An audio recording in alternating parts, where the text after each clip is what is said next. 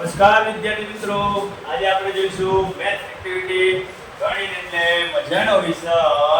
રમતા રમતા બાળકો સંખ્યાઓ બનાવતા શીખે. ચલો વિદ્યાર્થી મિત્રો, આપણે કાલે ગણિતમાં પ્રકરણ નંબર 1 માં જોયું તો કે સંખ્યાઓ બનાવતા શીખીશું. તો સંખ્યાઓ કેવી રીતે બનાવીશું? તો તમને મેં બનાવેલો એક TLM બતાવું કે જેમાં 0 1 2 3 4 5 6 7 8 9. તમને બધાને ખબર જ છે કે ભાઈ 0 થી 9 સુધીની કોઈ પણ સંખ્યાઓ લઈ આપણે અલગ અલગ સંખ્યાઓ બનાવીશું. એ સંખ્યાઓ બનાવીને આપણે શું કરવાનું છે? એને અંકમાં અને શબ્દમાં લખવાની છે.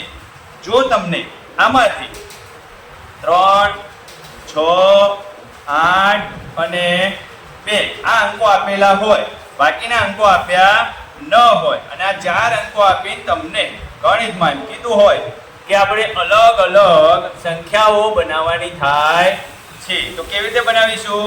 તો પહેલા જ આ ગોઠવી એ પ્રમાણે આપણે સળંગ ગોઠવી નાખીએ.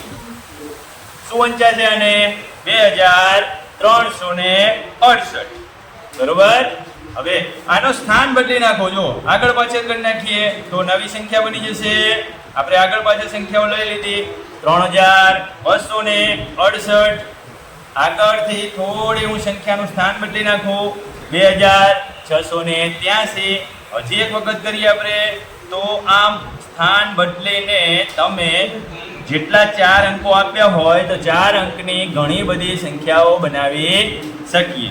ધારો કે એમાં એક અંક વધારે આપ્યો છે, 7 અંક આપ્યા છે, તો 7નો પણ આપણે ઉપયોગ કરીને પહેલા વિદ્યાર્થી મિત્રો ખાસ સમજવાનું કે ભાઈ પહેલા હજારના સ્થાનમાં જે બે આંકડા છે એના જોડે બોલીશું, એટલે કે 76200 અને 83.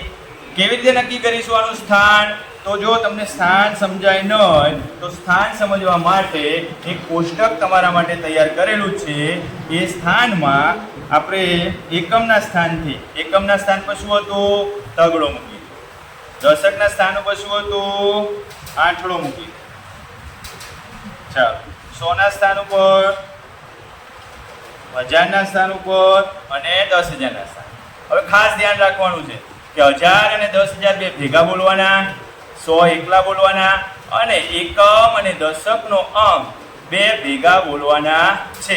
તો આ 5 અંકની સંખ્યા તમારે સ્થાન ઉપરથી નક્કી કરવાનું કે ભાઈ 1000 ના સ્થાનમાં છે 7 6 એટલે કે 70 અને 6 74000 એમ લખવાનું.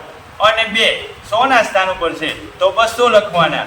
અને દશકના સ્થાન ઉપર 8 છે એટલે 80 ને 3. એકમના સ્થાન ઉપર 3 છે તો 80 ને 3 83 એમ લખાશે. તો આખી સંખ્યા શું બની જશે?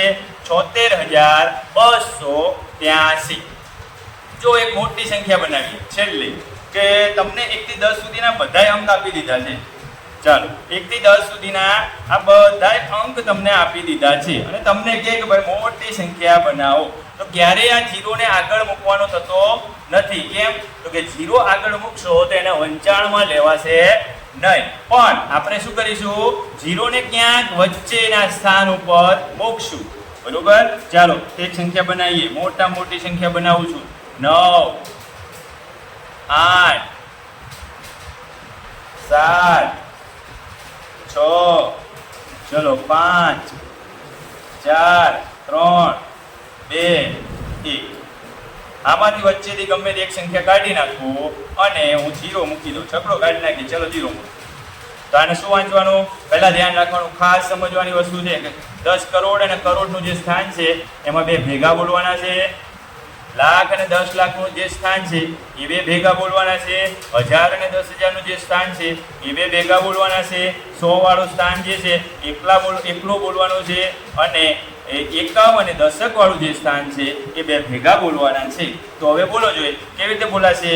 98,54,321. જો 0 ના સ્થાન આપણે બદલી નાખીએ. ચલો 0 ને તગડાની જગ્યાએ લઈ જાઓ અને તકડાને 0 ની જગ્યાએ લઈ જાઓ તો સંખ્યા બદલાઈ જશે, નવી સંખ્યા બની જશે. તો આપણે અંકો દ્વારા નવી નવી સંખ્યાઓ બનાવવાની જે પ્રવૃત્તિ છે એ પ્રવૃત્તિ કરતા ચાલો બોલો 98,73,54,000. 100 ના સ્થાનમાં કંઈ નથી તો આપણે 100 ને બોલીશું નહીં, એને અવગણવાનો. કેમ તો કે 0 છે તો 0 100 એમ બોલાશે નહીં, પણ સીધું 21 એમ બોલવાનું છે. તો આખી સંખ્યા કેમ બોલાશે તો કે 98,73,54,021. Okay, thank you.